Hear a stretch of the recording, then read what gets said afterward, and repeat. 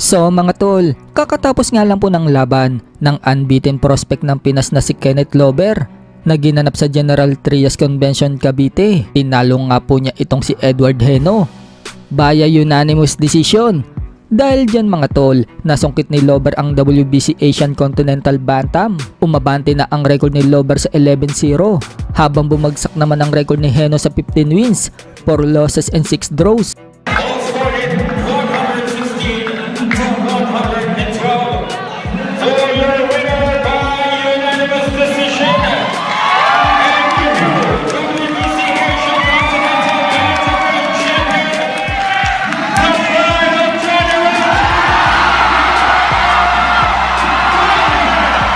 You have it, mga kaibigan. Kenneth Lover. Kenneth Lover, the winner by unanimous. Samantala, kanina din naganap ang laban na prospect ng world champion sa heavyweight na si Epi Ajagba ng Nigeria.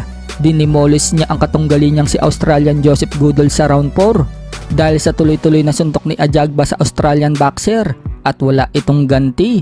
Tinigil ng referee ang laban kaya panalo itong si Ajagba via technical knockout sa round 4. Sa kabilang banda naman mga tol, kanina nga din po naganap ang laban ng dating WBC Cruiserweight World Champion Ilunga Makabu. Sinubukan nga po nitong makasungkit muli ng dati niyang hawak na titulo. Subalit inalat na naman po si Makabu dahil technical knockout sa round 3 ang nalasap niya dito sa Armenia boxer na si Noel Gibor Makelian. Dahil dyan mga tol, ang Armenian boxer na po ngayon ang bagong kampiyon sa WBC Cruiserweight. Kung matatandaan, ito pong si Makabu ang dating hinamon ni Canelo Alvarez sa cruiserweight, subalit hindi po natuloy ang laban dahil ang nakalaban ni Canelo Alvarez ay si Dimitri Bivol. Sa kabilang banda, balikan po natin ang laban ni Naoya Inoue noong nasa amateur pa lang ito, kung paano niya pinahinto ang katunggali niya.